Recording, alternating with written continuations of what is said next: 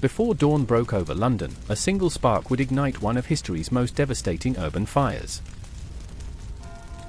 Tonight, you'll witness how panic, inferno, and rebuilding forged the London we remember.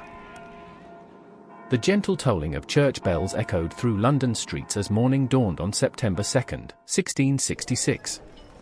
In a bustling market square near London Bridge, vendors called out their fresh produce as early risers haggled over prices. The warm light of dawn cast long shadows across the cobblestone streets as vendors began to set up their stalls near London Bridge. The sound of clinking glasses and muffled laughter drifted from the Red Lion Tavern on Fleet Street, where patrons were gathered for a lively evening of music and entertainment. The baker's wife, busy preparing for the day's customers, looked out onto the quiet street, her hands moving swiftly as she shaped loaves into perfect rounds. King Charles II was enjoying a leisurely breakfast at Whitehall Palace, unaware of the catastrophe unfolding on Pudding Lane. The first wisps of smoke curled from the bakery's chimney on Pudding Lane, a gentle breeze carrying the acrid scent into the morning air. Panic grips the streets as people flee in all directions, their faces etched with fear as church bells toll ominously. The cacophony of screams and shattering glass filled the air as flames engulfed nearby buildings, their wooden facades reduced to smoldering ruins. In the chaos of fleeing crowds, a young mother clutched her infant tight, desperate to escape the inferno that ravaged their home on Pudding Lane. As night fell on London, the flickering flames from Pudding Lane cast eerie shadows across the city's cobblestone streets.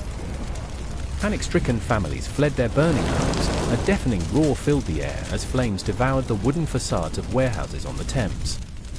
As church bells tolled hourly, a sense of urgency settled over London's residents. Flames engulfed the timber-framed warehouses on the River Thames, as firemen in leather aprons battled to contain the inferno. As the flames were brought under control, the city's residents emerged from their shelters to survey the devastation.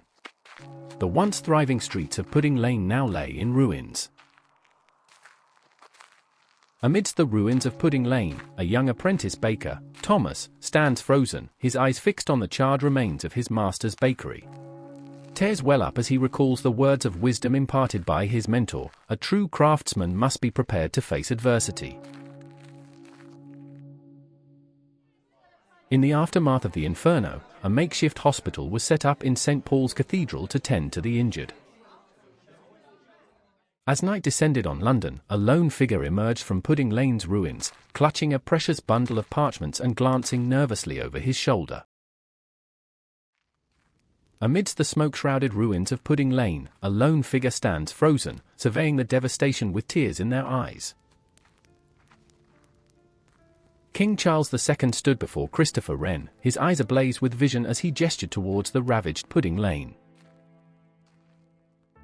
As morning light crept over the ruins of Pudding Lane, merchants began to stir, sensing opportunity in the ashes. A group of skilled craftsmen gathered at St. Paul's Cathedral to discuss their role in rebuilding London. The first rays of dawn illuminated the smoke-shrouded horizon as King Charles II stood tall, surveying the ruins with a mix of sadness and determination. In the midst of London's rebirth, Christopher Wren's vision for a grand cathedral took shape as St. Paul's Cathedral began to rise from its foundation, its imposing dome a beacon of hope and resilience. As night descended on London, the city's taverns and inns came alive with music and laughter. But amidst the revelry, a young widow named Elizabeth sat alone at her table, her eyes fixed on a letter from her husband who had perished in the Great Fire. The soft glow of candlelight danced across the walls of St. Paul's Cathedral as night descended on London, casting a warm orange hue over the city. The sound of church bells tolling every hour echoed through the streets.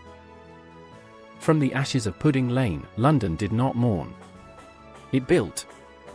Christopher Wren's new St. Paul's Cathedral rose above the skyline, a symbol of stone, faith, and defiance. The Great Fire destroyed 89 churches and over 13,000 homes.